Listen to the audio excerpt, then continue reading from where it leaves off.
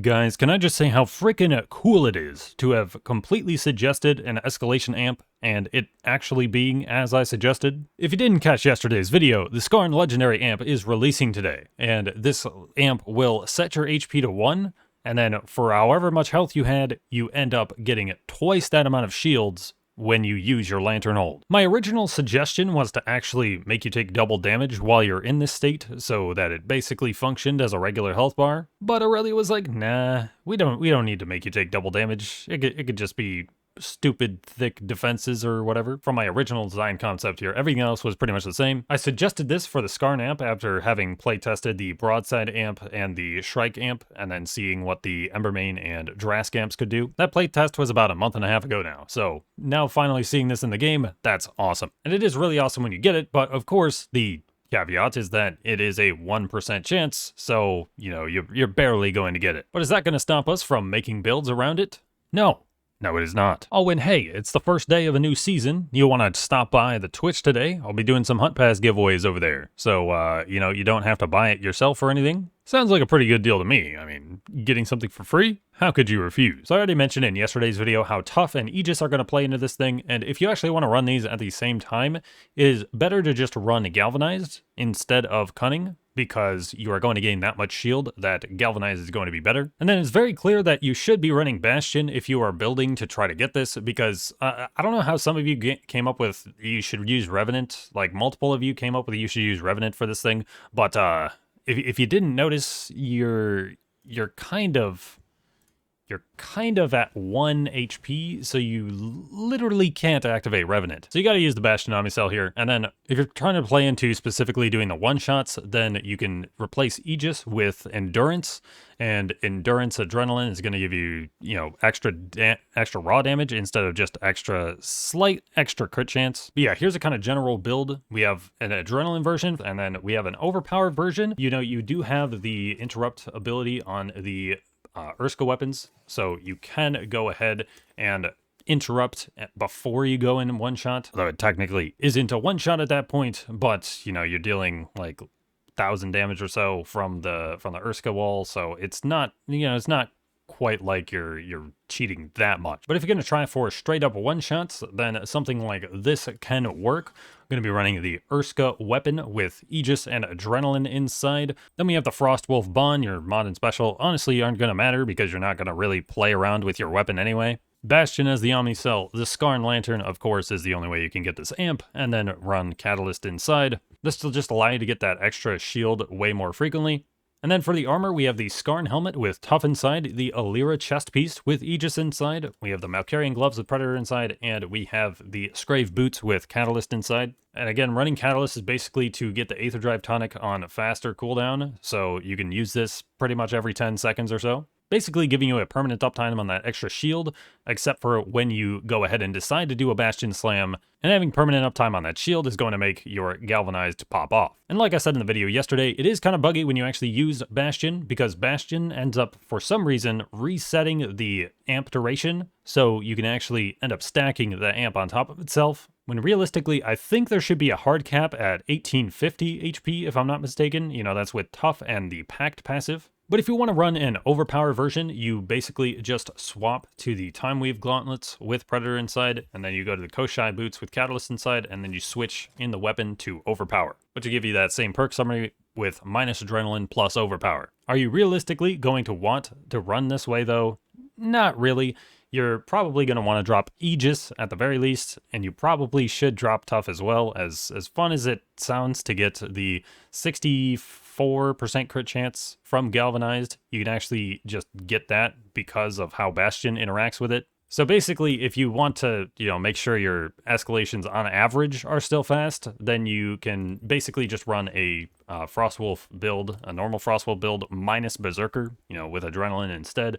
And Bastion, how it interacts with Bastion with that bug, you can basically just get the 100% crit chance for Galvanized anyway. But if you do want to play into it at least a little bit, we have a 6 tough version, but you instead switch Aegis to Cunning, and we're rocking Overpower in that, so our change from this build is basically just going straight to Cunning on this, and then getting the extra Galvanize into the weapon. So you'd end up with 6 Catalyst, Cunning, Galvanized, Overpower, Predator, and Tough. It's really fun to have these you turn your defense into offense type builds. You know, you literally have a tough Bastion tank becoming your best DPS option if this goes through. But let's jump into one and show you guys what a kind of a realistic run would be with this sort of a build. This is at level 20 though, but there are no reforge bonuses on this account. But of course, the higher level you are, the more likely this is actually going to one-shot stuff. And I can guarantee you guys that I'm going to get this after the first round on this run, because of certain reasons. Suffering multiple skill issues on this Nasher real quick though.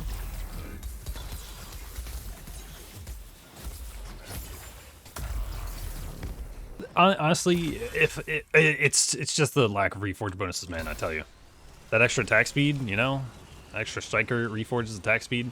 Okay, so I didn't get it, but let me show you. So I'm just gonna Mender's Shield, and then I'm gonna just totally not get an extra escalation amp here. And yeah, we got the amp. Woo!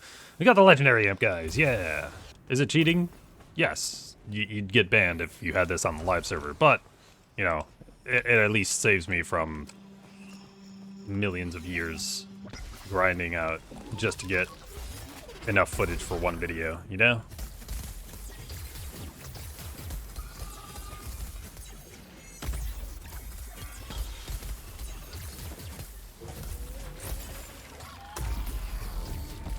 So to properly, yeah, I probably should have followed my own advice from yesterday's video, and you really should just beat up the first behemoth and then go for the one-shot on the second behemoth to make things a little bit faster. But you can see, because of the Bastion bug, I'm way over the amount of shields I should have. Alright, and I think we could just one-shot Boreas. Boreas is a bit of a pushover. I'm surprised, though. It hung in there. Toughen it out. It stuck it out. Yeah, you basically just want to do it as the second behemoth on a 2-behemoth fight is when optimal time to destroy your shields are.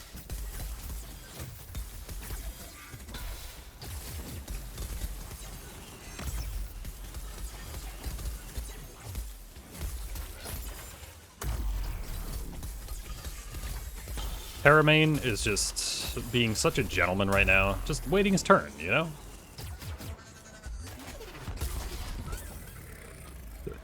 Just waiting his turn, and then he just gets absolutely destroyed. Feels bad, man. I got packed for this final Chronovore. Will this actually let me one-shot Chronovore straight up? I don't think I've done that yet. I don't think I've been able to do that because, you know, Chronovore just has beef. It's beefy. It's got extra HP. You basically just get your health bar on shields, but...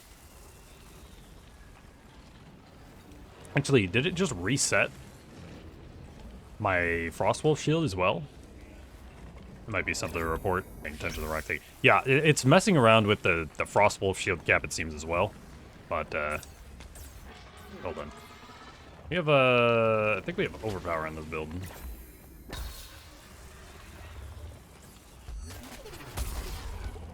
90k? I don't know, you definitely probably need a Guardian kind of meme to one-shot Chronovore here.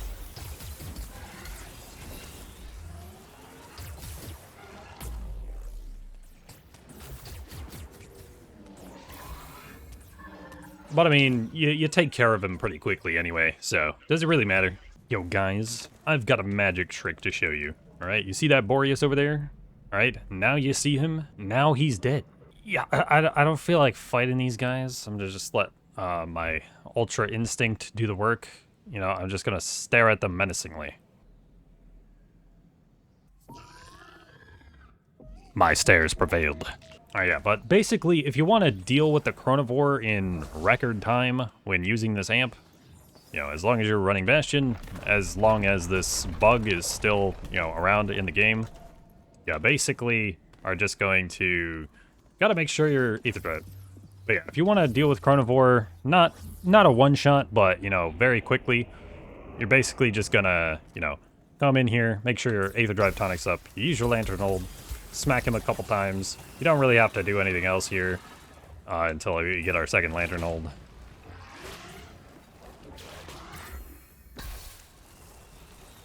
Get our second Lantern Hold in. And we just completely missed the behemoth because I'm so good at the video game. Oh my god. 204,000. Let's go. Alright guys, of course you know what I'm thinking now. Now I'm thinking we have to try to get as big of a damage number as possible for the clickbait thumbnail. So we do kind of have to rearrange our talent tree here then, because we need for us to not kill Chronivore fast. Like, if we keep the Eidolons, then we're going to kill it too fast. So we have to get some of these other things in here. Somebody suggested shrapnel. Shrapnel could be interesting here as well. Honestly, yeah. You know what? Yeah, let's try that out. So it's going to go something like this.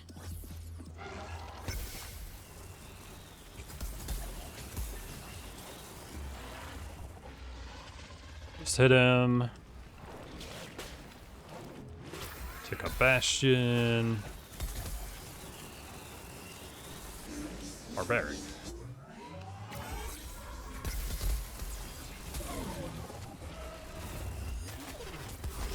$700,000. Let's go, dude. 700,000. You could definitely go higher, but I got kind of bored, I'll be honest. You know, there's definitely some bugs when it comes to this amp. You know, with shield caps and stuff not actually generating shields properly, and staying with you as it should, but, you know, it's a lot of shields anyway that it's giving you, so does it really matter? I mean, yes, ideally that we have a perfect scenario where all of our shield sources work. So Phoenix Labs might not be too happy about this video, but honestly, there's really nothing I could do here. Like, I can't really use this amp without causing an exploit to happen. Like, what do you want us to do? Not run Bastion on a shield-focused playstyle? Yeah, honestly, it's whatever. You could still get like 20,000 plus damage hits when we're not dealing with this sort of a bug here. Basically, whenever you're at that like 4,000-ish shield mark, that's about where you're going to cap out in a typical scenario, once this bug is fixed anyway. Make sure you stop by the Twitch today. I'll literally be over there within like a half hour of this video uploading. But yeah, that's going to be it from me, guys. Drop a like, subscribe to the channel if you haven't done so already. And I have been Trevor, I go by TheMrTrails, and I will catch you guys next time.